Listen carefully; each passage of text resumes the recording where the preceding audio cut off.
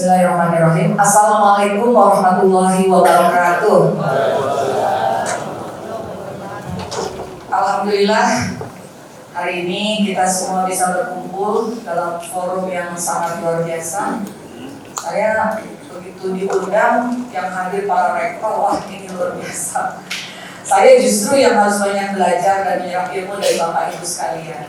Ya, karena ini yang hadir adalah para rektor, orang-orang yang sangat penting di perguruan tinggi. Perkenalkan, nama saya Himatul Aliyah, jadi saya panggilannya Hima. Saya anggota Komisi 10 yang bergerak bermitra dengan Kementerian Pendidikan Kebudayaan, Riset dan Teknologi, Pariwisata, Ekonomi Kreatif, Pemuda Olahraga, dan juga Perpustakaan Nasional. Nah, Bapak Ibu sekalian, salam kenal. Saya akan menyapa dulu ya yang ada di sini.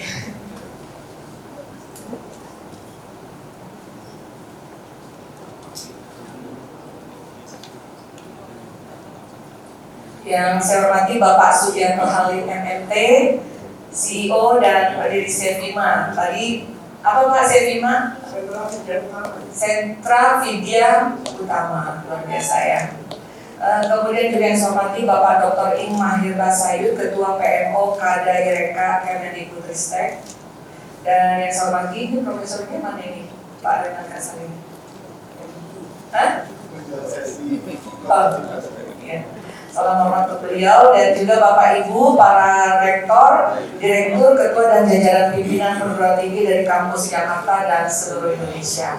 Saya sebetulnya tadi minta sama Mas Ilham, katanya memberikannya saya bilang, wah rasanya kayak saya udah sepuh ya.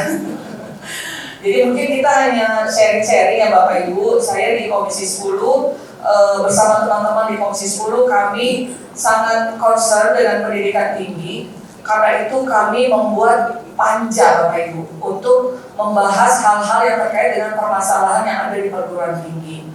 Ya, terkait dengan tema kita juga hari ini. Jadi kami di Komisi 10 mencatat beberapa masalah yang ada di pendidikan tinggi, diantaranya adalah kebanyakan perguruan tinggi di Indonesia belum dapat bersaing di tingkat dunia.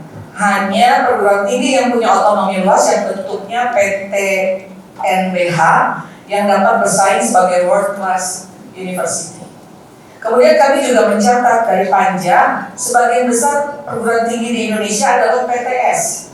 Dan kebanyakan PTS adalah PT kecil sehingga sulit berkembang. Malah sempat ada isu ya untuk di merger begitu yang kecil-kecil gitu ya.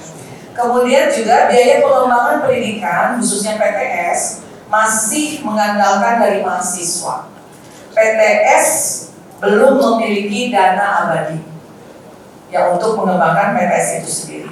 Kemudian kami juga mencatat di panja rendahnya pengelolaan pendidikan tinggi di Indonesia ditandai dengan masih banyaknya perguruan tinggi yang belum terakreditasi.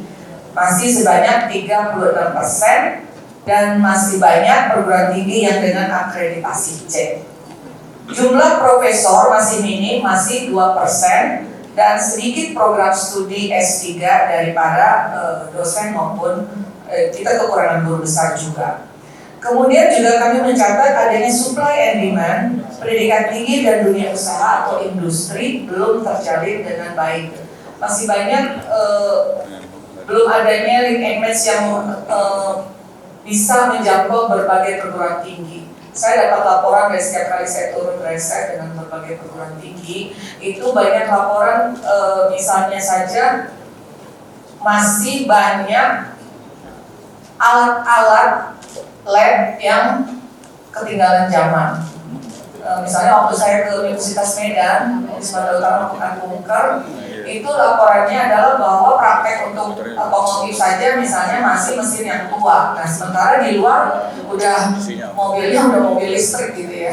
Jadi serapannya gimana begitu keluar mereka masih pakai yang lama gitu, yang jadul.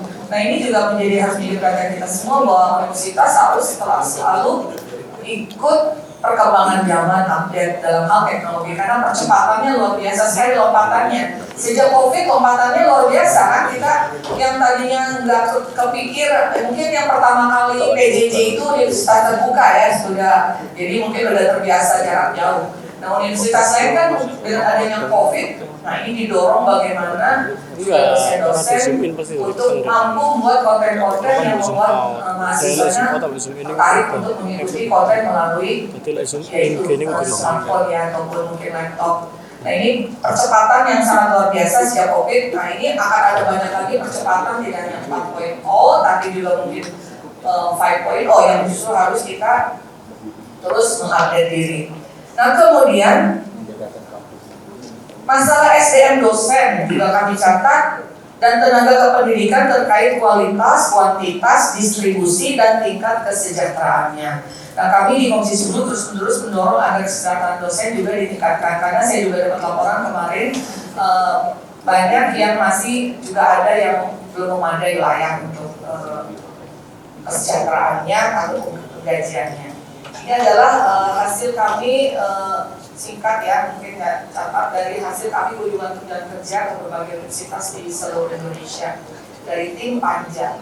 Jadi kami sejak COVID juga sudah membentuk Panja ya di tahun 2022 sejak Agustus sampai di Februari ini kami sudah merekomendasikan berbagai hal. Di antaranya kami mendesak kepada Kemendikbudristek untuk meningkatkan pemerataan dan juga akses pendidikan tinggi dengan berfokus pada peningkatan kualitas perguruan tinggi baik PTN maupun PTS. Kita juga meminta jangan ada dikotomi lah. Jadi swasta itu kan hadir karena negeri kekurangan menyediakan infrastruktur, menyediakan pendidikan tinggi. Nah oleh karena itu swasta adalah juga untuk menjadi membantu pemerintah dalam hal pendidikan tinggi. Oleh karena itu kita terus-menerus mendorong pada pemerintah agar juga Kemendikbudristek meningkatkan perguruan tinggi di Indonesia menjadi world class university dengan memberikan komitmen pengembangan dan pembiayaan baik PTN maupun PTS. Itu yang kita rekom kepada pemerintah. Jadi jangan ada lagi yang negeri saja yang dibantu, tapi juga yang swasta pun harus dibantu. Berikutnya juga kami mendorong kepada Kemendikbudristek agar mentransformasi PTN dan PTS menjadi lebih otonom. PTN menjadi PTNBH dan PTS diserahkan dari badan penyelenggara kepada PT atau perguruan tinggi. Kemudian kami juga mendorong Kemendikbud melakukan pembinaan pada PTS dalam mengembangkan sumber dana yang lain di luar pemasukan dari mahasiswa. Jadi kalau selama ini kan masih bergantung kepada pemasukan mahasiswa, kami meminta agar dikembangkan sumber dana lain seperti dana abadi, lalu lembaga layanan usaha, dan lain-lain. Kemudian kami mendorong pemerintah melakukan langkah-langkah peningkatan kualitas PT melalui akreditasi. Nah tadi alhamdulillah sudah ada ya yang terbaru tadi akreditasinya, poin-poin ini sudah bisa dilaksanakan. Kemudian kami mendesak Kemendikbudristek meningkatkan kualitas, kuantitas, karir, dan distribusi dosen dan juga tenaga kependidikan melalui penyederhanaan kenaikan pangkat.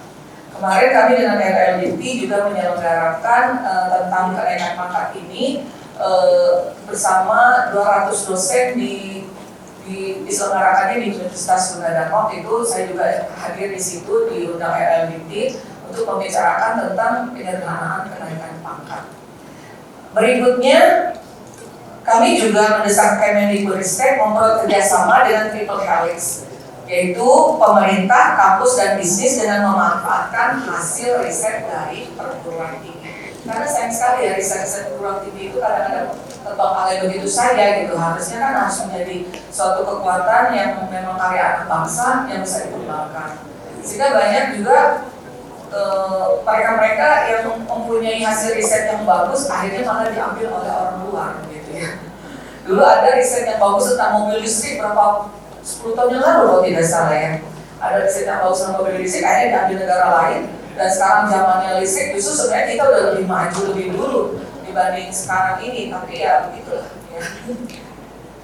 Nah, karena ini kita akan memulai dengan ini ya, OB ya, OBI ya, OB kita sebutnya OB saja, yang memfokuskan dan mengelola segala sesuatu dalam sistem pendidikan mengenai apa yang penting bagi semua peserta didik agar mereka dapat melakukannya dengan sukses di akhir pengalaman belajar mereka.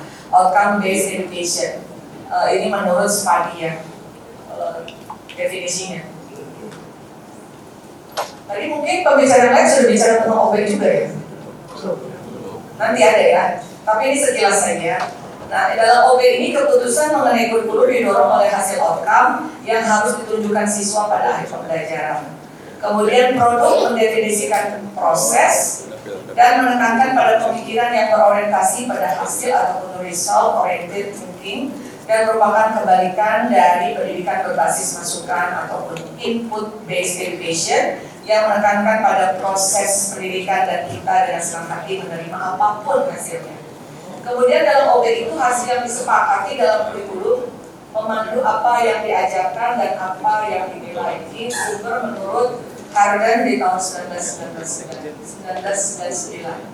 Nah, karena ada 4 prinsip dalam OB, yaitu clarity of focus, expanded opportunity, high expectation, dan design down.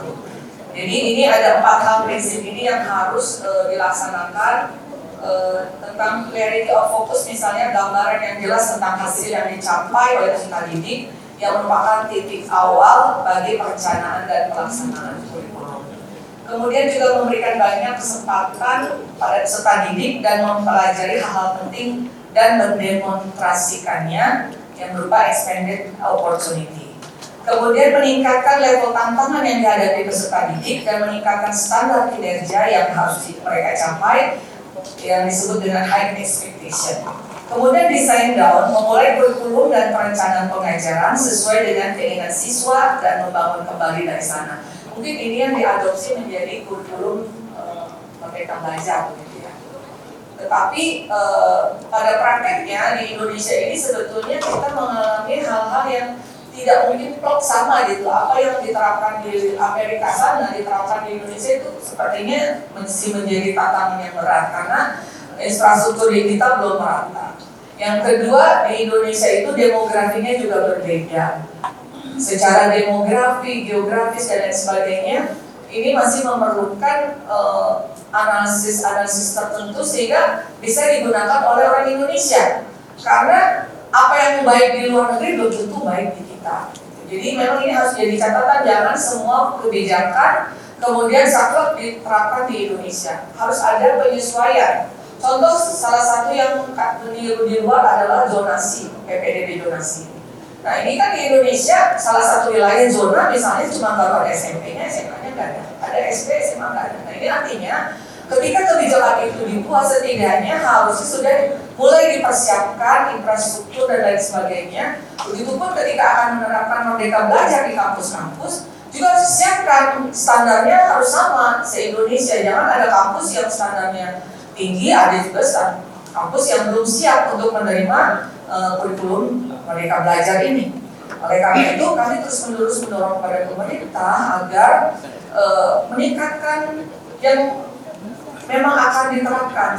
Terus terang Bapak Ibu, kurikulum Merdeka Belajar ini kami anggota Dewan di Komisi 10 belum menerima naskah akademik. Kami meminta kepada pemerintah agar dilakukan evaluasi sebelum diterapkan kepada sekolah ataupun kampus. Nah ini yang belum kami sampai sekarang belum menerima naskah akademiknya, tetapi program ini sudah dilaksanakan di kampus-kampus. Begitupun ketika Undang-Undang Sisdiknas ya yang direvisi akhirnya mentah karena mau langsung lewat balik, tidak mau lewat Komisi 10 untuk membahas. Ya mungkin di sini ada Bapak Ibu dari Kemendikbud. Saya selaku anggota Komisi 10 menunggu kapan yang namanya membuat undang-undang itu kan pemerintah bersama DPR. Nah kami yang di Komisi 10 dilangkahi mau langsung lewat balik, makanya di balik ditolak. Makanya revisinya belum kelar-kelar ya. Nah berikut pelaksanaan OB di dunia. OB telah diadopsi dalam sistem pendidikan di seluruh dunia pada berbagai tingkatan. Australia dan Afrika Selatan mengadopsi kebijakan OB pada tahun 90-an hingga pertengahan tahun 2000-an, namun segera ditinggalkan karena adanya tantangan dari masyarakat. Nah, sekali lagi, kebutuhan OB berasal dari kebutuhan masyarakat harusnya. Kita ini negara yang pasal 31 dan pasal 33. Pasal 31 tentang sumber daya manusia, tentang pendidikan.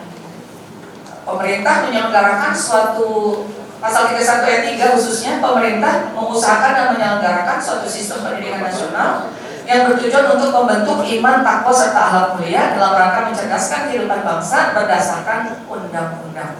Nah, ini kita harusnya sumber daya manusia disiapkan untuk kita mengelola sumber daya alam kita di pasal 33.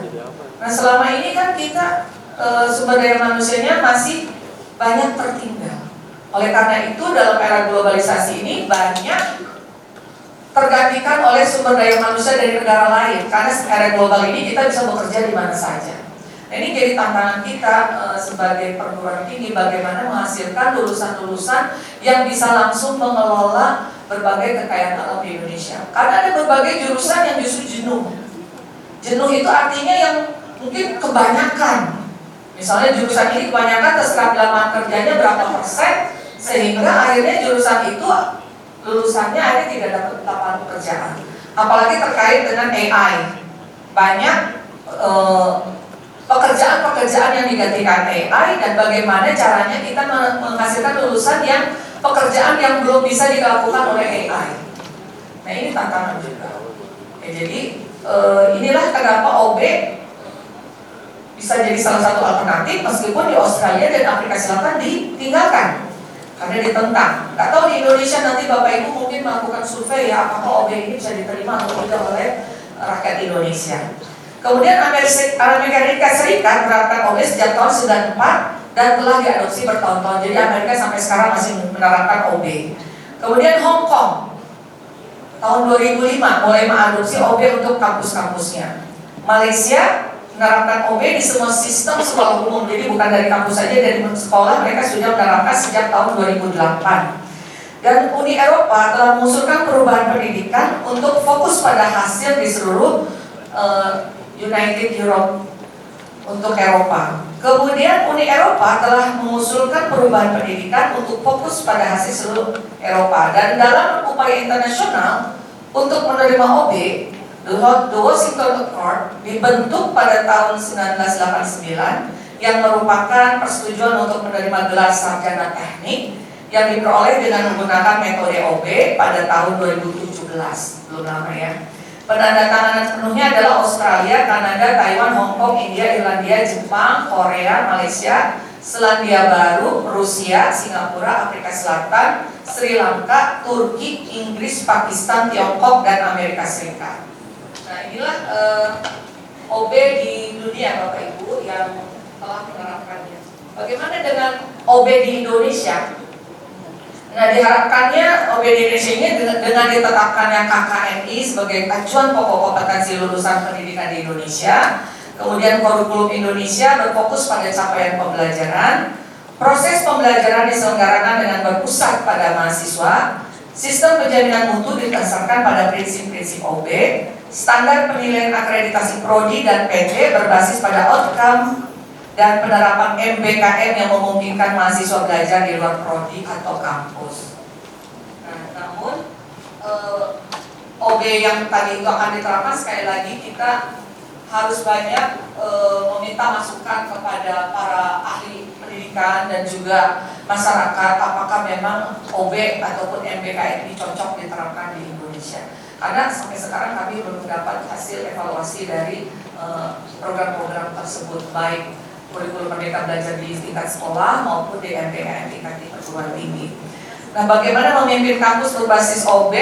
Kompetensi lulusan pada jenjang pendidikan tinggi dan program studi yang ada mengacu kepada KKNI, menetapkan dengan jelas profil lulusan pada setiap program studi yang ada, dan adanya rencana strategis perguruan tinggi disusun dengan berparadigma OB, mendorong agar program studi terakreditasi unggul dari badan lembaga akreditasi tingkat nasional bisa mendapatkan akreditasi internasional. Kayaknya tadi sudah ada ya, tadi baru keluar ya, sudah. Ini adalah cara yang untuk memimpin kampus berbasis OB. Kemudian sistem penjaminan mutu internal PT dilaksanakan berdasarkan OB dan pelaksanaan MBKM di program studi harus mengacu pada profil lulusan. Nah ini Bapak Ibu sekalian, apa yang kita usahakan hari ini berdasarkan OB tadi, mudah-mudahan ini bisa juga menambah kualitas dari perguruan tinggi kita. Dan segala hal yang sudah kami lakukan di Komisi 10 tentunya untuk menunjang ini.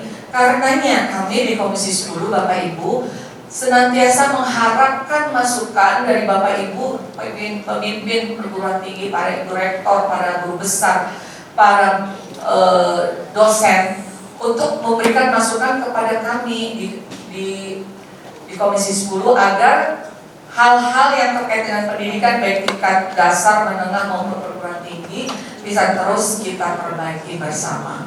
Oleh karena itu saya sekali lagi mungkin Bapak Ibu ingin berkomunikasi langsung bisa beraudiensi dengan Komisi 10 karena kami sering sekali menerima audiensi dari para rektor ya dari seluruh Indonesia. Silakan bila memang ingin beraudiensi silakan bisa menghubungi saya, nanti kita bisa audiensi dengan Komisi 10 lengkap, pasukan lengkap Komisi 10 karena memang terus terang kami ingin sekali membahas tentang undang-undang Sisdiknas ya yang masih belum bisa lewat kami, ingin membahas itu. Kemudian juga kami masih ingin membahas tentang MBKM ini ya karena memang kami belum punya naskah akademik. Oleh karena itu masukan dari Bapak Rektor yang terhormat ya para pakar pendidikan terus kami nantikan di Komisi 10. Mudah-mudahan ikhtiar kita ada hasilnya. Terima kasih. Mungkin ada kekurangan kata, kekurangan penyampaian. Saya mohon maaf. Bila taufiq wal hidayah. Wassalamualaikum warahmatullahi wabarakatuh. Waalaikumsalam warahmatullahi wabarakatuh. Terima kasih banyak Bu Ina. Izin Bu untuk tidak meninggalkan stage karena selanjutnya adalah sesi diskusi interaktif. Dan di sini saya izin mengundang Bapak Ilham dari Magister Hubungan Internasional dan juga Bapak Agus Wahyudi, Bapak Wahyudi PSD dimohon untuk menuju ke stage karena selanjutnya adalah masuk ke sesi diskusi interaktif Bu Iman. Oke, silakan Bapak Wahyudi dan juga Bapak Ilham. Untuk selanjutnya pada diskusi interaktif ini akan dimoderatori oleh Bapak Ilham dari. Di sini Bu, kita sambil tunggu Pak Wahyudi dan kita mulai sesi diskusi interaktifnya karena ini di Tanah Betawi cocoknya di tahun supaya kita bangkitkan semangat Bapak Ibu sekalian. Oke, pergi ke calon makan roti buaya. Jangan lupa minumnya es cendol Betawi. Selamat datang di Eksekutif Forum Sevima. Wahai Ibu Iman yang selalu menginspirasi. Nonton ondel-ondel di Tanah Abang. Jangan lupa sambil belanja. Sebelum mulai diskusi interaktif, kita ucapkan juga salam hormat dan selamat datang pada Pak Wahyudi serta ratusan rektor dari Jakarta dan sekitarnya. Kita buka dulu sesi tanya jawab untuk 3 penanya. Silakan bagi Bapak Ibu di sini. Saya melihat ada 1, 2, 3. Saya urutkan dari kiri ke kanan ya Bapak Ibu. Silakan pertama-tama Bapak. Saya antarkan linknya atau gimana teman-teman cetaknya? Oke, saya izin mengantarkan ke Ibu Bapak. Silakan tak sambil diperkenalkan nama. Assalamualaikum warahmatullahi wabarakatuh.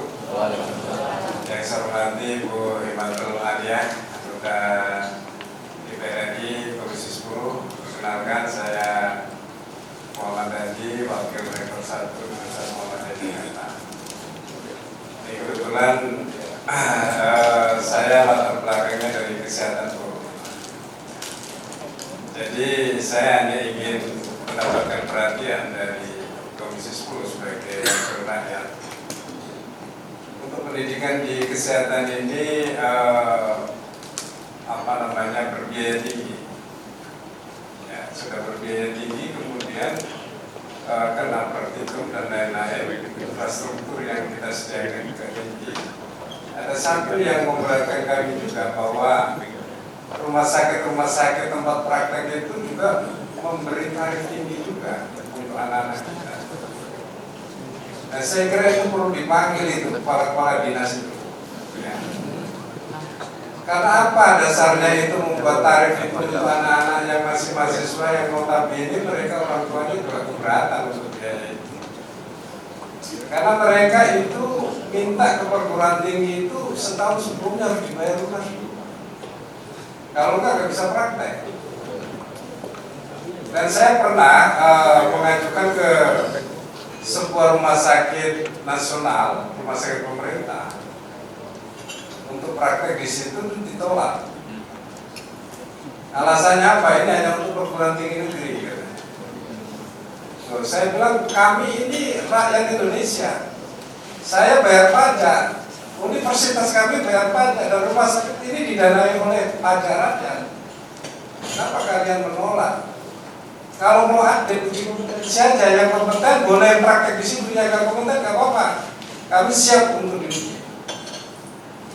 Nah ini saya pikir sampai hari ini itu masih berlangsung. Pembiaran mengenai pungutan, kalau saya bilang sih pungutan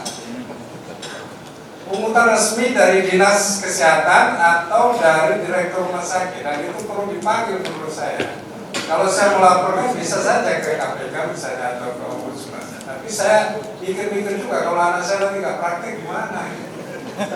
Saya masih nahanan diri nih Bu, terus terang ya. Karena saya adalah sebelumnya saya adalah ketua Asosiasi Pendidikan Perawat Indonesia, ya, sebelum jadi wakil rektor. Jadi saya tahu persis dari Sabtu sampai Merauke persoalan tentang pendidikan perawat, bidan, non dokter ya, dokter mereka bayar mahal tapi fasilitas rumah sakitnya nggak ada, tempat diskusinya nggak ada. Mereka bergelantungan di tempat-tempat ini ya kan, kayak diberi fasilitas, tapi bayarnya mahal gitu. Nah ini saya kira perlu dipanggil itu orang-orang semacam ini membebani rakyat dan tidak perlu rakyat menurut saya. Mudah-mudahan Bu Alia bisa membantu kami karena kami yakin bahwa anggota DPR adalah salah satu penentu kebijakan politik di Indonesia. Kalau politik sudah bicara semua selesai. Terima kasih. Assalamualaikum warahmatullahi wabarakatuh. Terima kasih Pak Hadi. Berarti langsung ini Bu, tips-tipsnya menghadapi tantangan yang tidak mudah ini. Iya. Saya waktu itu pernah juga bertemu dengan asosiasi perawat di Jakarta, se-Jakarta Pusat dan se-DKI Jakarta. Ketuanya juga pernah audiensi dengan saya gitu ya, terkait dengan memang tingginya biaya dari jurusan inilah ya. Saya juga agak sedikit kok ini kadernya emang ini pungutan resmi atau pungutan liar Pak? Iya, jadi ada pungutan resmi, ada surat dari direktur rumah sakit atau dari kepala dinas. Maksudnya resmi secara negaranya? Ya kalau negara saya nggak tahu, tapi kalau secara tidak negara bisa kita persoalkan Pak. itu ada tanda tangan dari direktur rumah sakit. Direktur rumah sakit kan representasi dari kepala dinas kesehatan. Iya, berarti kan ada maksudnya kan kalau secara negara ada tarif-tarif tertentu harus secara negara ada gitu. Tapi ini kan Bapak betul itu bisa melaporkan pada Ombudsman, tapi jangan Bapak yang melaporkan biar saya aja. Ya karena kami perpanjangan speaker Bapak ya untuk untuk harusnya kan, mohon maaf Bu Imatul, harusnya kan negara ini berpikir strategis. Banyak peraturan dibutuhkan di Jepang, di Jerman, di Belanda, tapi apa dana yang diberikan negara kepada perguruan tinggi nggak ada sampai hari ini. Jadi, harusnya diberi dana hibah Bu. Mohon ini nanti ada hibah kompetitif untuk itu. Ya, tadi kan saya sudah membacakan apa yang menjadi rekom kita kepada pemerintah untuk memberikan dana bantuan kepada perguruan tinggi baik swasta ya, tapi yang sektor itu belum. Ya, nanti kita dorong lagi Pak. Okay. Ya. Cuma ini Pak, terima kasih masukannya, ini menjadi bahan penting ya Pak. Nanti bagi saya ketika saya RDP dengan kementerian untuk bisa bicara ini, karena baru ini nih lengkap saya dapat ininya ya, termasuk biaya tadi luar biasa. Padahal kan justru perawat ini, ya betul Bapak, lapangan kerja perawat ini sangat luas sekali sampai di luar negeri sangat membutuhkan, bahkan negara-negara seperti Australia itu kekurangan tenaga perawat, Kanada ya kekurangan tenaga perawat. Nah ini tentunya kan menghasilkan devisa ya Pak ya, Bapak ada pejuang devisa kan mereka gitu. Kenapa nggak dibantu begitu kan maksudnya? Nah nanti kita coba ya Pak usahakan ini, apakah nanti kita bicara dulu dengan dinasnya ataupun dengan direktur rumah sakitnya, karena yang tadi dikatakan link and match itu yang saya katakan itu Pak, linknya nggak ada, boro-boro mau match gitu. Nah anak-anak SMK Pak yang sekolah yang akreditasinya C, mereka kesulitan kerja praktek Pak. Yang diambil yang akreditasinya A saja. Misalnya ada perusahaan otomotif dari Jepang yang ada di Indonesia, mereka hanya mau menerima magangnya anak-anak SMK dari akreditasi A saja. Yang C enggak. Nah kemana yang C mau praktek gitu? Nah ini sama mungkin kalau di tingkat perguruan tinggi hanya sekolah negeri saja yang boleh berpraktik di rumah sakit, sementara rumah sakit di Indonesia nggak banyak, terbatas. Sementara di Indonesia sekolah perawatan banyak. Jadi seperti kayak diwajibkan ini ya Pak, misalnya satu kampus harus ada rumah sakitnya, jadi kan repot, satu kampus harus membangun rumah sakit juga ya kan? Ya kan? Nah kalau UI misalnya kan sudah ada RSCM gitu ya. Nah swasta masa harus membangun rumah sakit baru hanya untuk tempat praktek gitu. Padahal sejak COVID kita itu harusnya lebih mempersiapkan tenaga keperawatan ini. Karena sejak COVID kita kekurangan tenaga perawat waktu itu.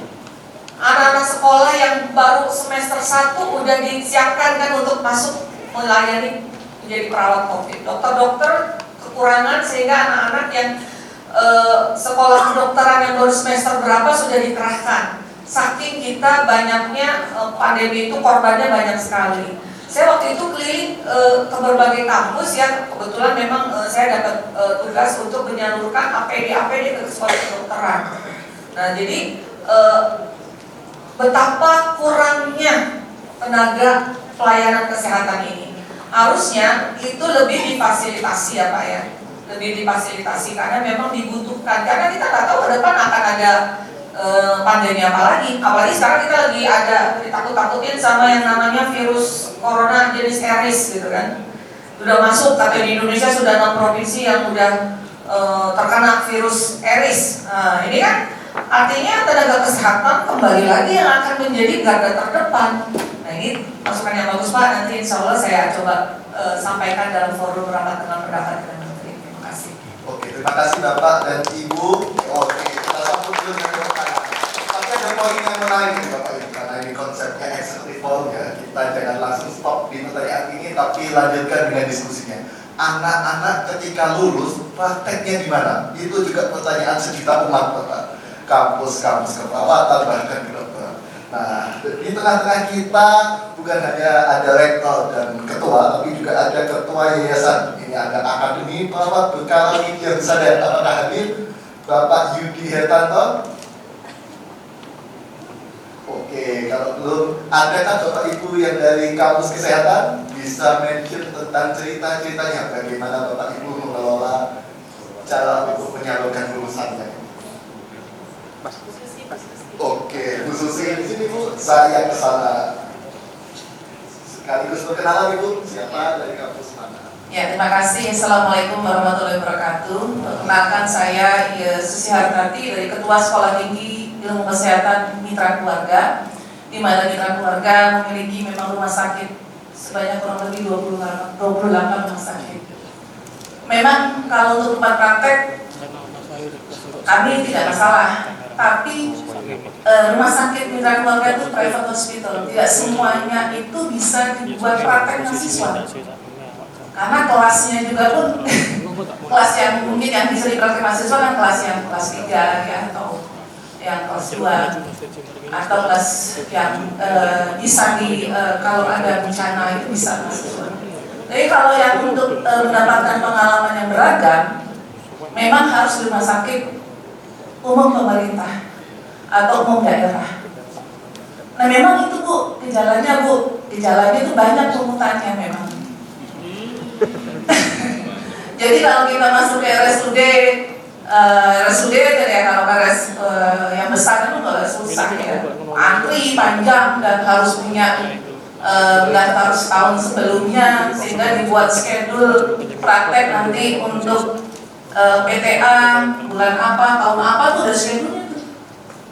Karena padat Bu. Kalau mungkin yang rumah sakit umum yang seperti Kota Bekasi juga susah sekali. Perizinan juga susah sekali bukan. Paling kabupaten gitu yang mungkin bisa gitu. Memang jadi kesulitan untuk mengambil variasi kasus kan. Kalau di rumah sakit umum kan banyak variasi kasus, sehingga pada waktu nanti dia praktek atau dia bekerja kan akan lebih mudah. Ya, kalau di rumah sakit kita sendiri memang relatif bayaran murah sekali itu untuk hanya untuk tenaga CM-nya aja, clinical mentornya hanya Rp5.000. Tapi kalau rumah sakit umum daerah Bu, aduh, bisa mahal sekali itu. Satu mahasiswa tuh bisa 40.000 per hari. Ya Pak Hadi ya. Saya coba itu aja sekalian share ya Pak ya. Nah, 50.000 kalau spesialis. Kalau yang S1 itu saya kurang tahu persis sekarang berapa ya, 50.000 berapa gitu, saya kurang tahu persis. Dan itu nanti kadang-kadang Bu, nanti kita diskusikan dulu ya Bu ya tarifnya. Loh kok nggak ada ketentuannya gitu. Jadi ketentuannya apa dari pemerintah apa mana sih juga nggak tahu, apa itu memang dari negara atau apa sih juga nggak tahu. Jadi sinyal-sinyal juga di puskesmas pun bayar. Yang notabene sebenarnya mahasiswa kita itu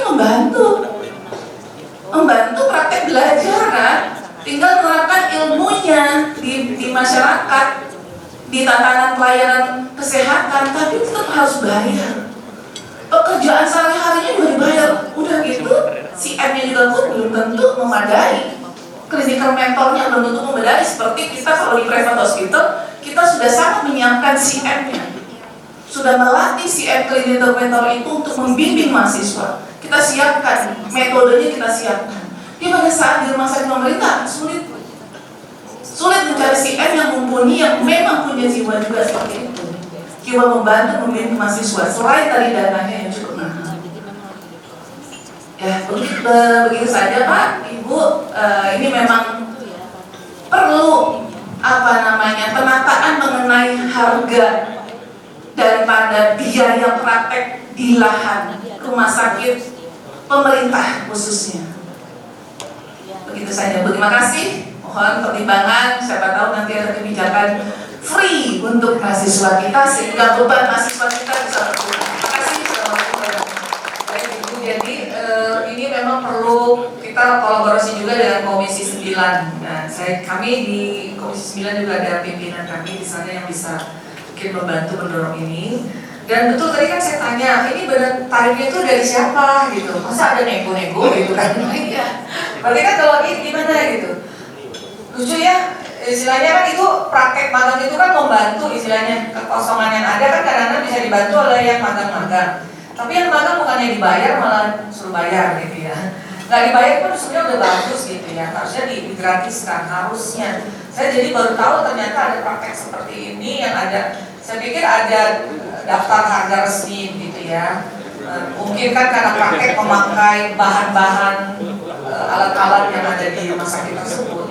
Tapi seharusnya ini kan, saya bingung juga sih Pak, kalau magang-magang ini Pak, yang model laporan orang magang, kadang cerita anak-anak yang vokasi gitu ya. Mereka kalau magang, kadang misalnya jurusan mereka IT misalnya.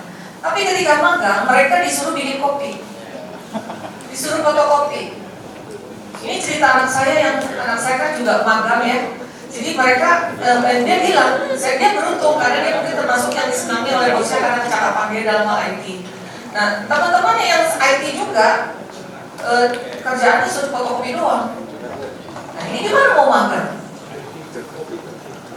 Sementara IT disuruh bikin fotokopi gitu loh, kerjaannya disuruh bikin minuman. Ya, artinya dunia industri pun tidak mendukung mereka untuk bisa mempraktekkan apa yang sudah mereka pelajari di kampus ataupun di sekolah. Ini perlu memang dorongan kita semua Bapak Ibu. Link and match jangan hanya lip service gitu ya, tapi harus benar-benar dipersiapkan kampus-kampus. Kalau perlu sanksi yang tegas kalau mereka mempekerjakan anak-anak magang ini tidak sebagaimana mestinya gitu. Atau yang tadi disuruh berbayar, ini kan sesuatu yang luar biasa ya. Sudah bayar di sekolah, di rumah sakit pun harus bayar. Jadi ini Ini tantangan kita rame-rame Pak ya. Nanti kalau saya bicara Bapak Ibu juga harus bantu menguatkan. Jadi ini adalah tugas kita lah ya untuk kita sama-sama supaya praktek-praktek seperti ini tidak ada lagi. Kalau memang ada tarif tapi tarif yang resmi gitu ya. Jangan mau kali kok berapa nih gitu kan. Baik, terima kasih Bu Hima. Ini topik tentang kampus kesehatan masih sangat menarik dan di samping saya juga ada direktur dari Politeknik Kesehatan Jakarta juga. Tapi izin Bu, ada satu poin menarik yang tadi disebutkan Ibu dan ini juga tantangan kita ulang. Magang bukannya disuruh kerja malah fotokopi dan bikin kopi. Nah ini juga tantangan yang dihadapi pimpinan kampus termasuk mahasiswa se-Indonesia. Di samping kita ada Bapak Wahyudi Agustinus PhD. Ini juga bahkan beliau itu dosen magang, beliau dosen pegawai negeri sipil dan sambil magang di industri. Pak Wahyudi akan cerita, ini fenomena apa Pak? Magang di seluruh fotokopi dan bagaimana pimpinan kampus mengatasinya. Silakan Pak Wahyudi.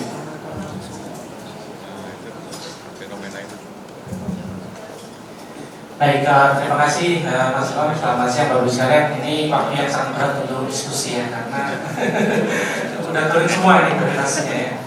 Ini fenomena yang sangat lazim kita hadapi, terutama di awal ketika EBM diluncurkan. Banyak kebingungan di lapangan, bagaimana kurikulum harus disiapkan, bagaimana dosen juga gagap ketika menghadapi ini. Tapi ini barangkali tidak berlaku buat Bapak Ibu yang ada di Poltek yang sudah terbiasa dengan kehidupan vokasi yang sangat match dengan dunia atau dunia industrinya.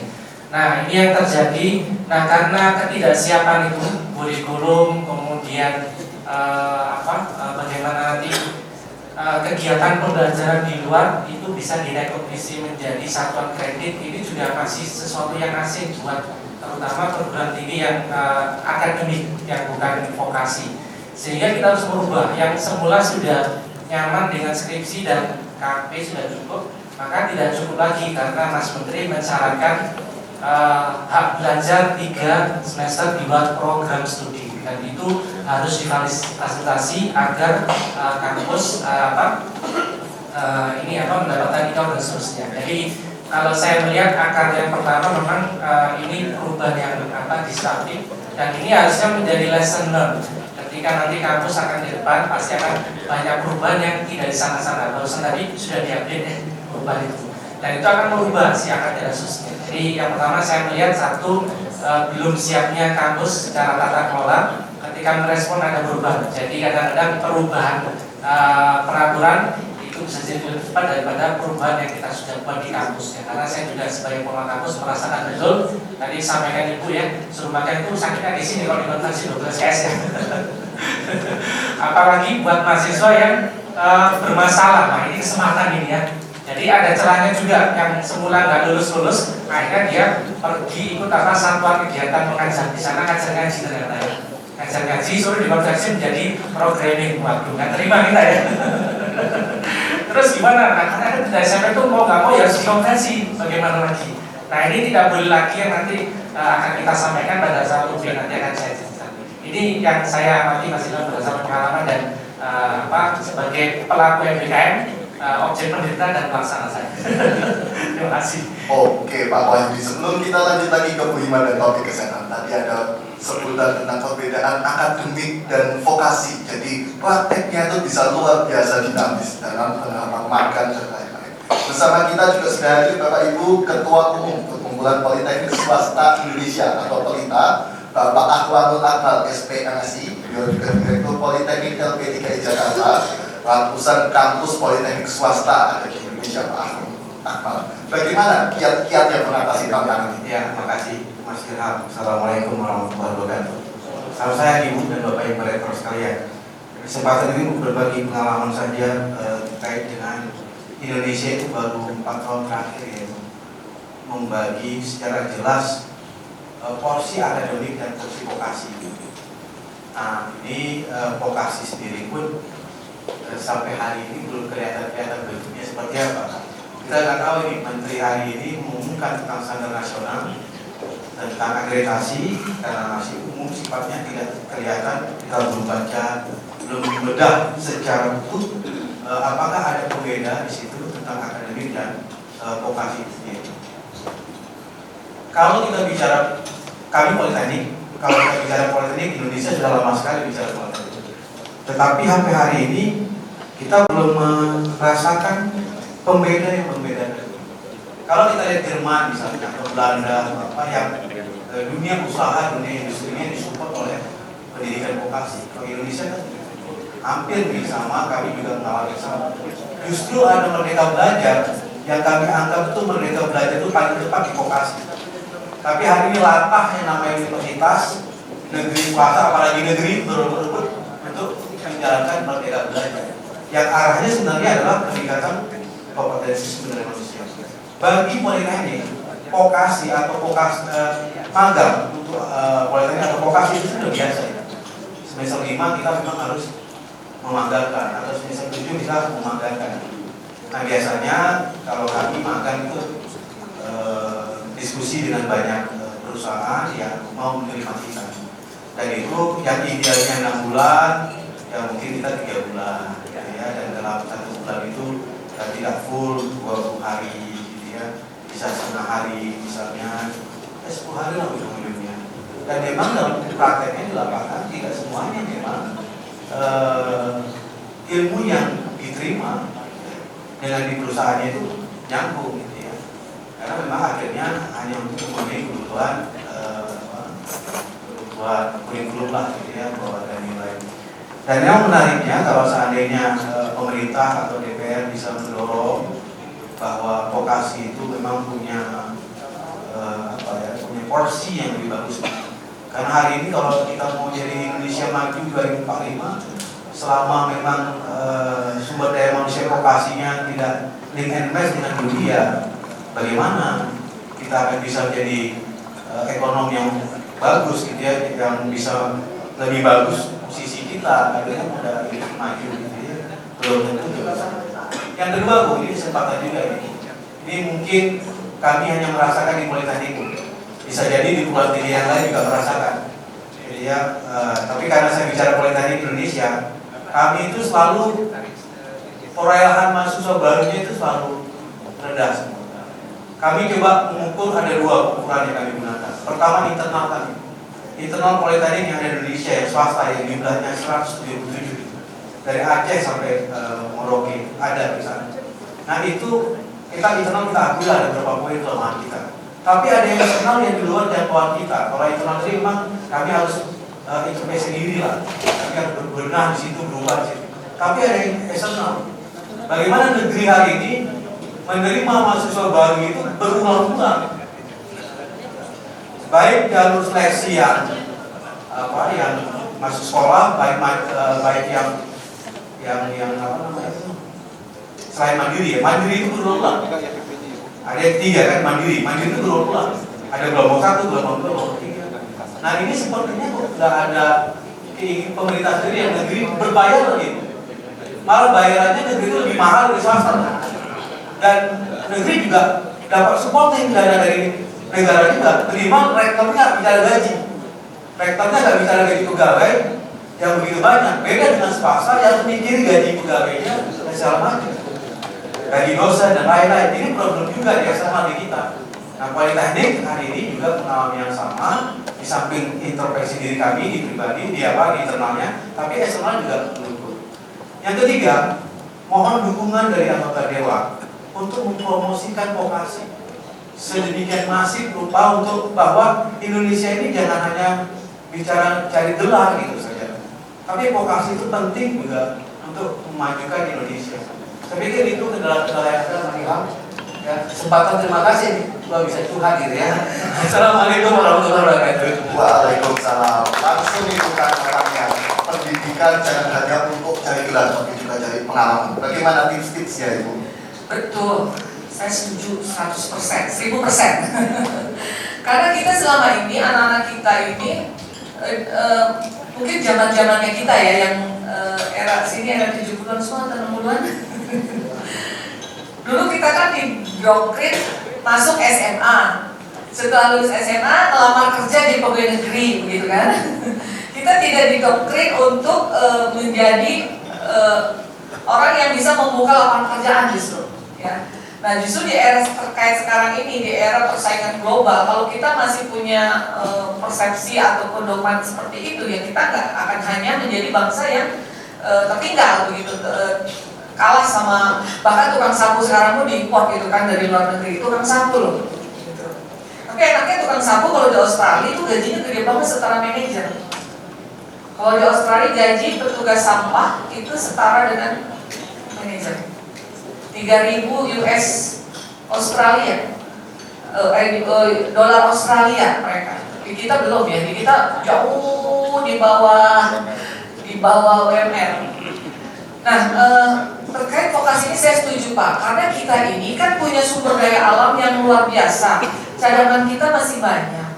Negara-negara lain sekarang berperang hanya untuk memperebutkan sumber daya alam kan. Udah mulai lagi kembali ke zaman dulu memperebutkan sumber daya alam. Dengan perang Rusia Ukraina ini sudah membuat mata rantai distribusi pasok pangan misalnya saja terganggu. Ya karena gandum kan banyak impor kita dari Ukraina. Tapi negara kita karena kita punya pengganti ya, selain gandum kita punya tapioka dari singkong, kita punya tepung beras dan segala macam. Nah ini kan perlu tenaga-tenaga handal yang mengelola sumber daya alam kita. Apalagi kita harus memakai program hilirisasi ini harus kita dukung ya, karena kalau kita menjual bahan mentah yang mengelola negara lain, contohnya nikel itu kan untuk bahan pesawat, TV, motor, kulkas dan lain sebagainya. Kemudian kita mengekspor mentah, mereka Jepang memproduksi motor, mobil, lalu kita yang beli, padahal itu bahan dasarnya dari negara kita.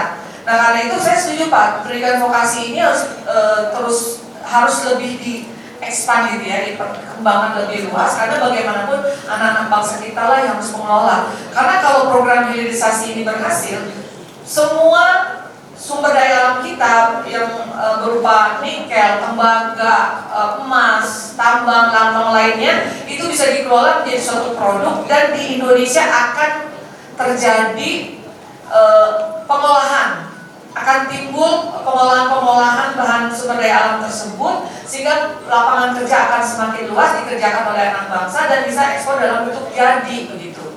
Nah ini tentu perlu tenaga-tenaga vokasi, apalagi ini sifatnya memang pengolahan ya, tentunya harus spesialisasi khusus ya. Misalnya pengolahan mesin kan, pengolahan nikel untuk menjadi sesuatu barang kan ada orang yang ahli untuk menggunakannya. Makanya sebetulnya kami juga sudah mendorong kepada pemerintah, dan pemerintah pun menanggapi ini bahwa pendidikan vokasi memang harus diperbanyak. Oleh karena itu sekarang ini ada dirjen vokasi kan sekarang ini. Jadi memang untuk mengekspan vokasi-vokasi dalam rangka kita bisa mengelola kekayaan sumber daya alam kita sendiri sehingga lapangan kerja terbuka. Dan tentunya kami senantiasa di Komisi 10 ini akan terus berusaha apa yang menjadi keinginan Bapak Ibu, aspirasi ini bisa kita golkan bersama. Karena itu mari kita sama-sama terus mengingatkan ini kepada pemerintah. Ya, jangan sekali Pak. Ingetin terus Pak, saya ini kan selain di Komisi 10 Pak, saya ditempatkan di BKSAP, Badan Kerjasama Antar Parlemen, yang tugasnya berdiplomasi antar parlemen seluruh dunia. Nah, kadang kita di forum-forum internasional Pak, kita harus berjibaku juga dengan misalnya program hilirisasi ya. Ini kan mendapatkan pertentangan dari negara-negara WTO, soalnya misalnya kita stop nikel gitu dalam bentuk mentah, itu kita di WTO kan sudah di istilahnya diuyak-uyak gitu ya. Apa sih bahasa Indonesia? Pokoknya kita ditekan-tekan begitu. Karena itu kami di BKSAP ini mempunyai juga tugas untuk terus kita membela negara kita dalam forum-forum internasional. Ini tidak mudah sebetulnya, oleh karena itu kita juga perlu masukan-masukan yang berharga dari Bapak Ibu koordinator ini, supaya kita senantiasa bisa menghasilkan kebijakan-kebijakan yang baik untuk negara kita. Jadi itu Pak. Terima kasih curhatnya Pak. Curhat Bapak adalah amunisi buat saya untuk ngomel.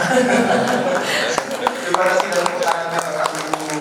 Masih melanjutkan topik tantangan mendidik anak bangsa, tantangan menambah pengalaman supaya bisa kompetisi di dunia internasional. Oh ya, saya mau menambahkan. Silakan. Saya pernah di Australia ketemu dengan Profesor namanya Profesor Yoto apa ya, saya lupa namanya. Beliau itu kerja ya, Yoto. Dia lurahnya di Melbourne. Jadi saya bersahabat dengan beliau. Beliau cerita sama saya bahwa di rumah sakit dia itu banyak memerlukan tenaga-tenaga perawat kan. Nah kemudian juga beliau ini ahli dalam untuk orang yang mempunyai anak gitu ya, ahli secara apa sih istilah kedokterannya ya, pokoknya ahli itulah, ahli dalam perkembangbiakan anak gitu kan.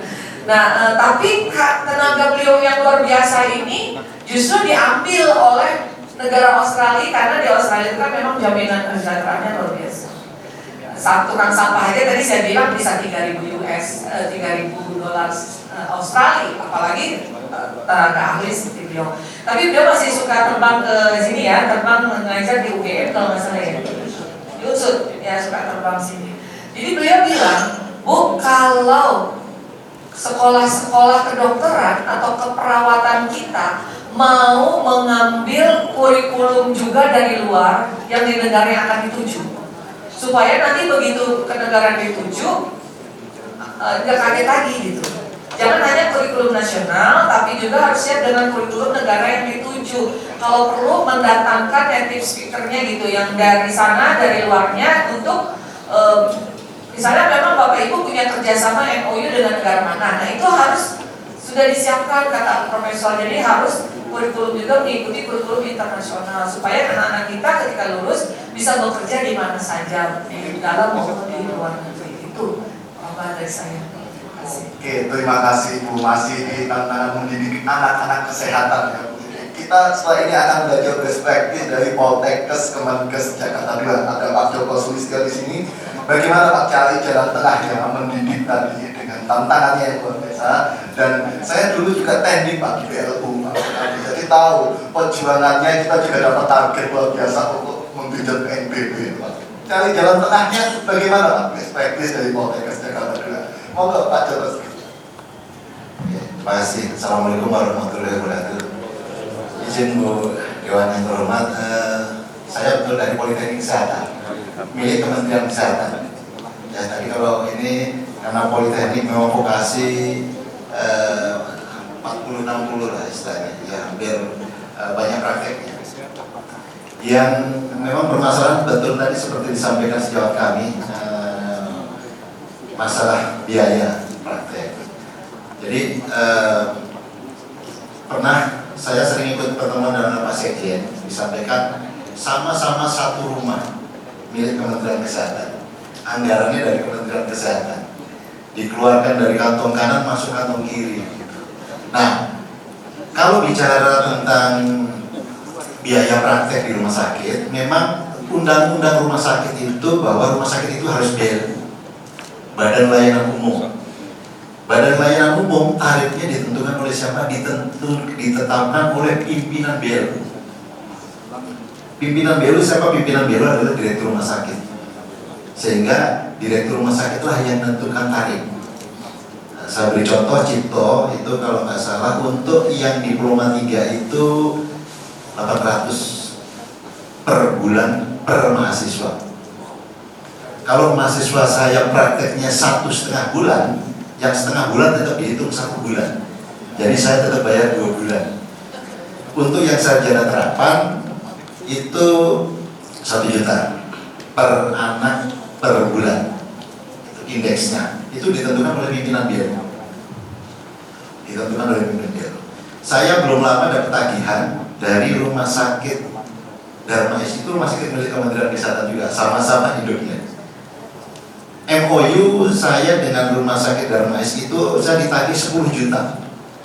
Saya bayar, MOU-nya masa berlakunya 3 tahun untuk 2 program studi, 10 juta 3 tahun. Ya memang kalau di kami ini sudah UKT, uang kuliah tunggal, sehingga semua yang nanggung adalah kampus sendiri, termasuk wisuda pun mahasiswa sudah tidak keluar.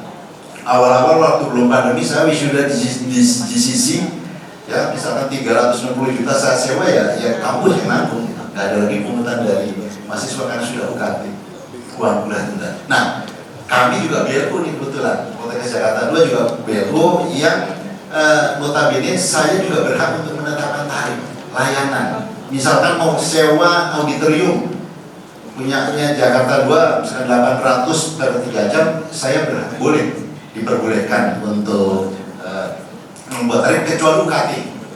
Kalau UKT uang kuliah tunggal untuk uang mahasiswa itu yang ditetapkan dari Kementerian Keuangan tarifnya. Tapi beberapa tarif layanan di luar yang utama adalah pimpinan BELU.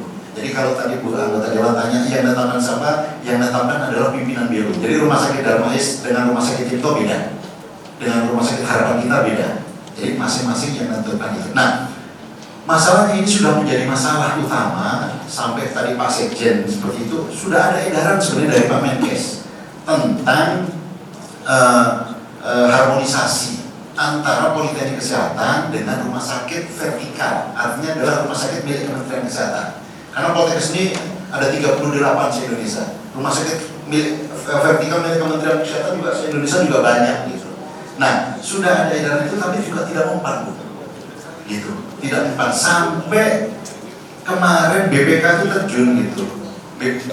Badan Pemeriksa Keuangan terjun melihat implementasi di lapangan bagaimana gitu, ditanya apapun kamu juga sudah sampaikan apa adanya terkait dengan biaya-biaya itu, tapi juga tetap saja gitu tagihan-tagihan itu masih sama gitu, nggak ada free, nggak ada bebas gitu. Yang mohon seperti kawan tadi sampaikan, kalau ada dukungan dari anggota Dewan, Komisi 9 terkait kesehatan dan Komisi 10 terkait pendidikan gitu untuk lebih menekan pembuat-pembuat kebijakan ini. Insya Allah seperti tadi teman-teman sampaikan, di satu sisi banyak-banyak mahasiswa kesehatan di luar dokter ya biasanya itu kan menengah ke bawah ya yang notabene, dan biaya kuliah juga masih murah. Kamu membantu sebenarnya kan di lapangan, tapi kalau membantu tenaganya di kan tapi juga harus membayar kan, ini sepertinya agak niscaya gitu. Terima kasih Pak Pendeta Bimba. Assalamualaikum warahmatullahi wabarakatuh. Baik Ibu, izin sebentar. Karena tadi saya masih melihat ada yang angkat tangan di daerah sini yang belum saya tuju. Masih ada dua Ibu. Kita akan berikan waktu pada saya. Izin dari sini ya Ibu. Silakan.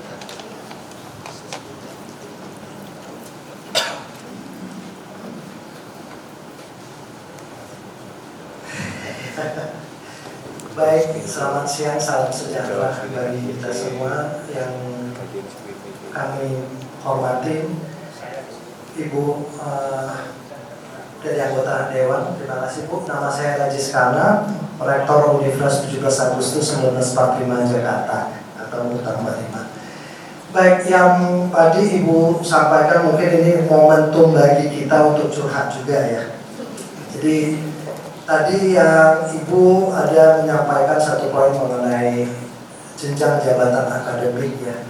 Karena ini rata-rata perlakuan PTN dengan PTS itu berbeda Ibu.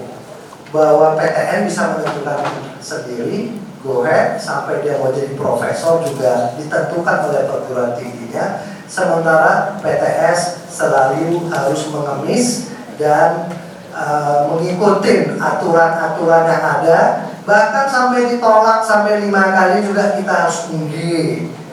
Walaupun kita sudah menjelaskan yang sebenarnya ini loh, dia minta publikasi semua sudah, tapi tetap saja Ibu dasarnya PTS ya tetap harus selalu dijajah ya. Manut ya Bu ya, oke. Manut ini yang kita tidak mengerti Ibu. Kita punya undang-undang, kita punya PP, kita punya permen, kita punya SK Dirjen. Dari atas sampai ke bawah ini. Yang satu menyatakan boleh, yang di atas, tapi sampai bawah ada kriteria tertentu dan sebagainya. Jadi kita sebagai mungkin pemimpin perguruan tinggi selalu terjebak dengan aturan-aturan yang tadi juga mungkin disampaikan kebijakan terakreditasi dan sebagainya. Ini kan baru lip service-nya.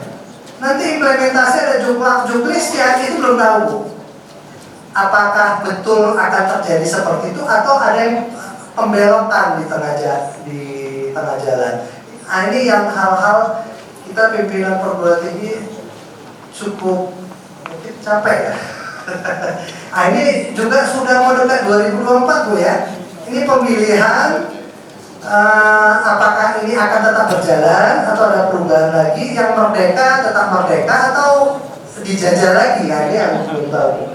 Oke, Next Bu, poin yang kedua yang tadi kan mengenai jabatan akademik, karena kami untuk buat dosen kami jadi profesor itu capek sekali Bu, ditolak selalu. Ya mungkin ini butuh koordinasi atau dari DPR untuk melihat apa sih yang sebenarnya terjadi di lapangan, boleh Bu dicek. Kemudian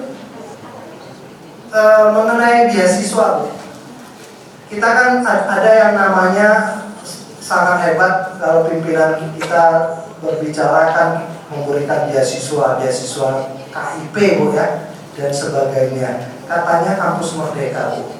Tapi perguruan tinggi nggak pernah merdeka. Sampai urusan program studi mana beasiswa harus diberikan itu diatur semua. Dan dijatah, semuanya itu dijatah, dasar penjatahan seperti apa juga kita tidak pahami.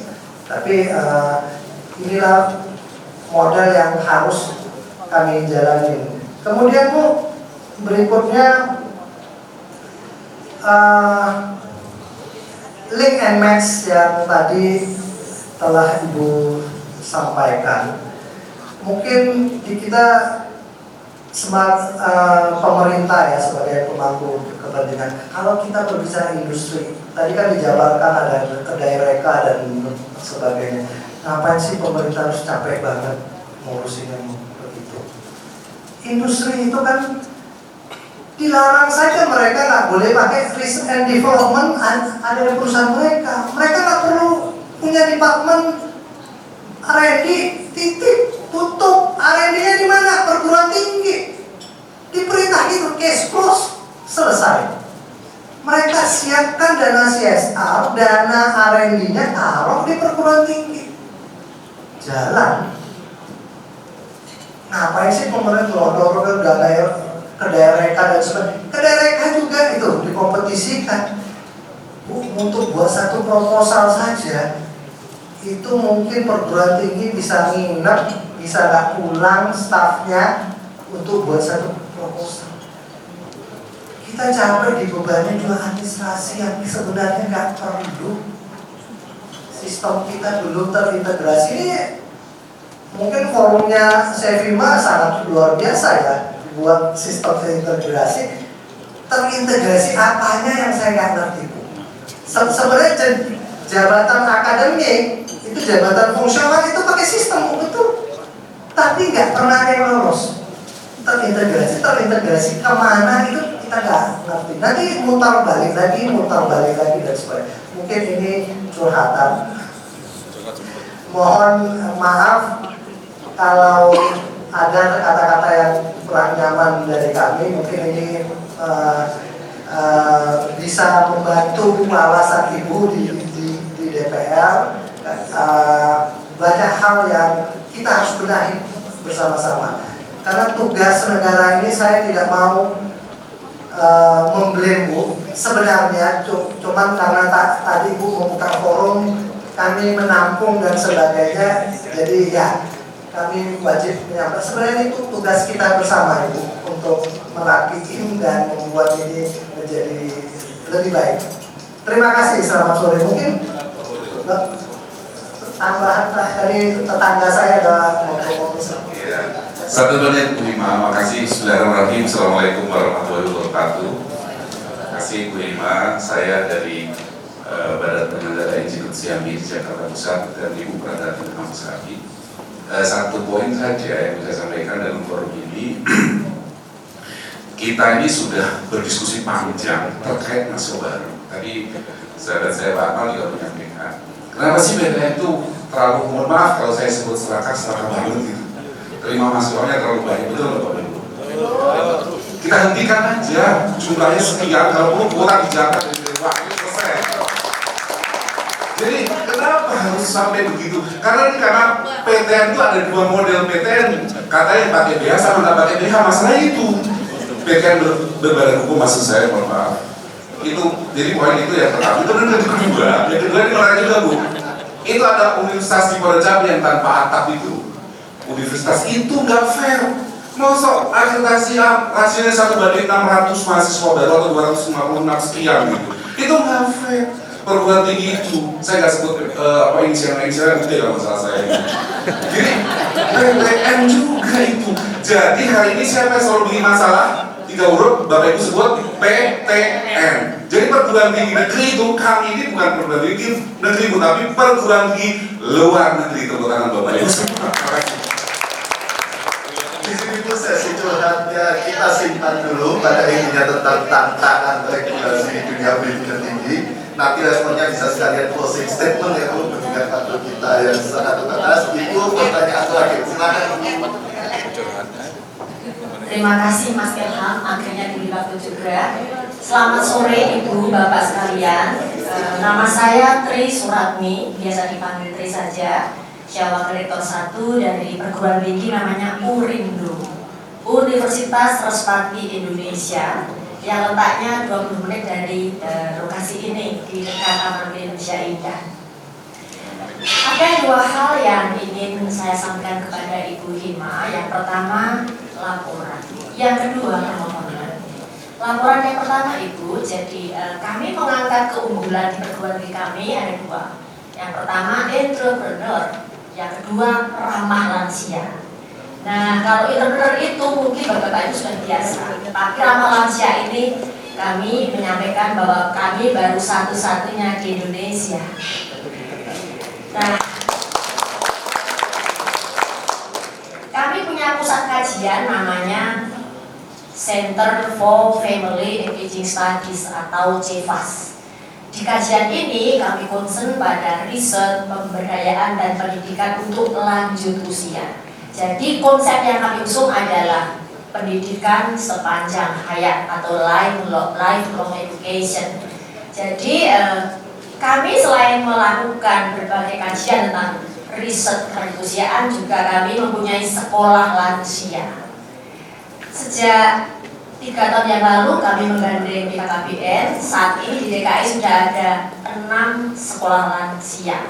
Jadi harapan kami kepada Ibu selain juga memperhatikan pendidikan dari PAUD sampai perguruan tinggi, mohon juga diberikan haknya lansia, yaitu pendidikan sepanjang hayat sebagaimana yang diamanatkan Undang-Undang Nomor 13 Tahun 98 dan juga Stranas Nomor 88 Tahun 2001 tentang bagaimana menangani lanjut usia. Karena isu usia harapan hidup UHH Indonesia itu semakin meningkat, sedangkan usia harapan sehat tidak demikian. Sehingga jeda antara sehat dan tidak sehat ini bagaimana mengatasinya, antara lain dengan pemberdayaan, dan kita sebagai perguruan tinggi punya kewajiban untuk pendidikan, penelitian, dan juga pengabdian kepada masyarakat. Jadi mohon dapat permohonan kami dapat digaungkan ini Ibu di Komisi 10 yang membidangi pendidikan. Yang terakhir saya menawarkan kepada Bapak Ibu yang ada di sini, Bapak Ibu pimpinan semuanya, di URINDO ada mata kuliah gerontologi, yaitu mata kuliah tentang bagaimana menangani kesehatan lansia secara holistik dari aspek fisik, psikis, kemudian finansial bahkan. Jadi monggo silakan dan mengundang untuk bisa bergabung. Yang terakhir, terima kasih kepada Sevima. Ini undangan yang kedua yang saya terima. Yang pertama di Jogja, dan karena undangan itu URINDO mendapatkan hibah ISSMBKM. Terima kasih. Mudah-mudahan Sevima tetap murah hati untuk berbagi informasi. Terima kasih, selamat sore. Selamat sore Ibu, terima kasih yang kita tunggu-tunggu closing statement dari Ibu Hima. Tantangan dunia pendidikan tinggi, regulasinya sangat bermacam-macam. Dan kalau mencari siapa yang salah, saya kan nggak ada habisnya diskusi. Bisa sampai besok subuh. Jadi bagaimana pesan-pesan dari Ibu untuk kami semua melanjutkan? Ya, ujung-ujungnya adalah politik sebetulnya, segala kebijakan. Ya, tinggal goodwill-nya aja sebetulnya. Goodwill, karena masukan tidak kurang-kurang, tentunya bukan baru kali ini saja kami di Komisi 10 menerima berbagai masukan dan keluhan, juga aspirasi yang ingin digolkan gitu. Jadi sekali lagi, contohnya saja misalnya Pak, saya cerita sedikit lah ya. Bagaimana suatu kebijakan di Golkar, mungkin Bapak Ibu tahu prosesnya. Tapi ada proses yang justru memang harus ada pendekatan khusus. Misalnya Pak, saya waktu itu meminta kepada pemerintah agar terkait dengan pandemi COVID, dengan adik kita buat panja namanya PJJ kan, panja pembelajaran jarak jauh. Kami di Panja meminta kuota internet gratis karena banyak yang mengeluh mahasiswa download tugas seminggunya bisa habis banyak lah. Nah ini kan keluhan ini harus kita tindak lanjuti. Kemudian juga banyak siswa-siswa yang keberatan dengan kuota internet karena harus belajar jarak jauh. Saya minta berkali-kali tentang kuota internet Pak. Berkali-kali rapat, ngomong berkali-kali, setiap rapat ngomong lagi. Begitupun PPDB, saya tidak sekali ngomong Pak, sekali, 2 kali, 3 kali, saya terus ngomong hal yang sama tentang PPDB terkait usia, terkait zona dan lain sebagainya. Nah ini, saya kemarin menemukan formula rupanya. Jadi saya lapor kepada ketua fraksi saya tentang kuota internet. Saya belum mendapatkan jawaban yang pasti gitu, apakah kuota internet ini setuju atau tidak. Nah kemudian teman-teman dari berbagai fraksi pun sudah mulai oke, kita ke kuota internet, tapi belum ada jawaban. Saya lapor kepada ketua fraksi saya yang kebetulan wakil ketua MPR RI. Nah beliau bilang nanti ini akan kita angkat untuk disampaikan langsung ke presiden.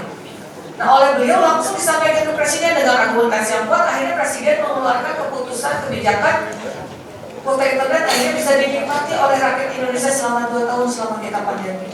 Bapak Ibu dosen terima kan kuota internet yang PJJ kemarin pandemi, siswa, guru, dosen ya. Nah itu karena langsung kita udah potong saja saya.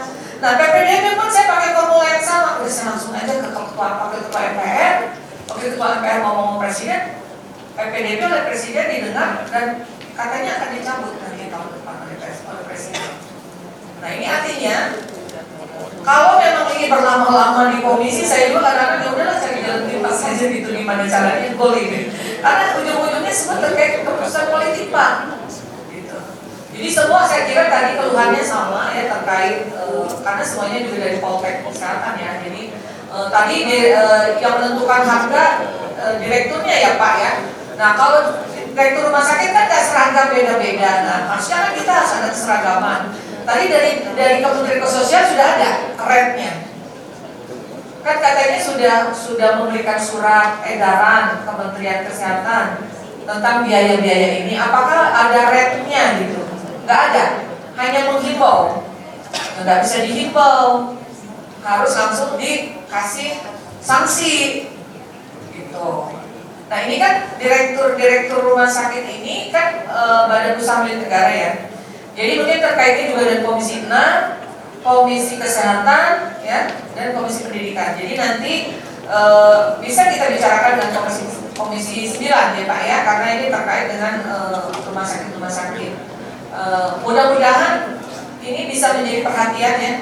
Karena kemarin saya dengan Komisi 9 bekerja sama soal selain kesehatan kan ada ketenaga kerjaan. Jadi ada laporan karena saya dapilnya kan hanya Jakarta Pusat, Jakarta Selatan dan luar negeri seluruh dunia ya. Tenaga kerja di luar negeri itu lapornya kan ke saya, ada aturan yang memberatkan mereka. Saya dorong ke Komisi 9, saya tungguin sampai aturannya bisa diubah. Dan alhamdulillah aturannya bisa diubah karena saya tungguin itu benar-benar tungguin. Karena taruhannya nama saya di luar negeri itu kalau mereka berharap ini ada perubahan gitu. Mudah-mudahan ini bisa kita dorong ya Pak, tapi sekali lagi kita butuh dukungan yang besar gitu dari Bapak ini untuk mengingatkan terus, karena bagaimanapun kalau saya yang bicara sendiri dianggapnya di belakang saya nggak ada orang gitu kan. Di sini kan ada Bapak Ibu yang mewakili rektor se-Indonesia ya, yang ternyata keluhannya tadi curhatnya seragam gitu ya. Nah, mirip-mirip lah gitu bahwa biaya yang tinggi untuk swasta dibedakan. Makanya kan kita mendorong dalam Panja Perguruan Tinggi ini, kami di Panja Perguruan Tinggi mendorong kepada pemerintah tidak ada lagi perbedaan bantuan untuk negeri atau swasta. Jalur penerimaan mandiri yang dikeluhkan banyak kampus ya, karena artinya mengambil ini ya Pak, mengambil jatah lah ibaratnya gitu ya, mengambil jatah. Kemudian juga sekolah sama Pak, negeri itu kuotanya dinaikkan bisa dari tadinya cuma 34 jadi 30 30 jadi 34, kemudian sekarang jadi 40 bisa dalam satu kelas. Artinya sekolah swasta kehilangan murid baru begitu, karena semua memang tidak bisa disamakan dilema juga, karena memang banyak orang tua yang ingin anaknya sekolah di negeri karena biayanya lebih murah kalau untuk sekolah. Tapi kalau mahasiswa di negeri justru lebih mahal kan tadi dengan jalur mandiri apalagi gitu kan. Nah kemudian masalah ini adalah kuota KIP. Saya dengar makin berkurang ya. Biasanya berapa Bapak Ibu KIP-nya?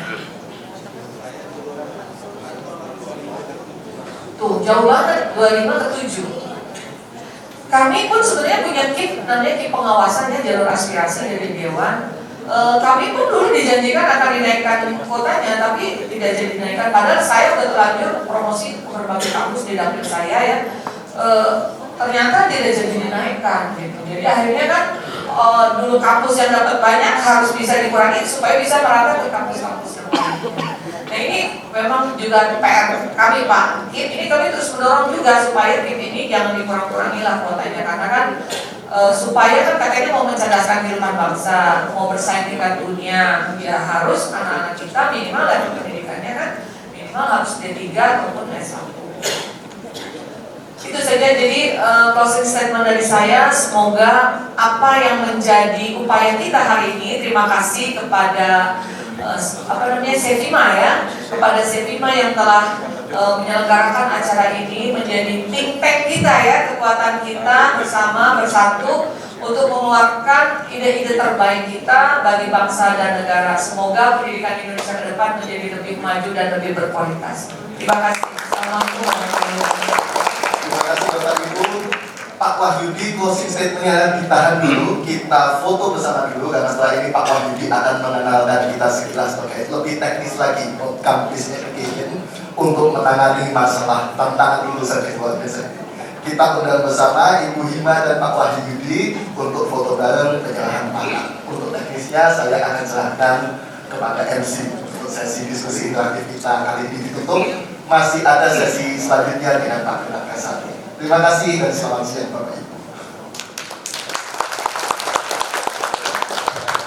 Oke.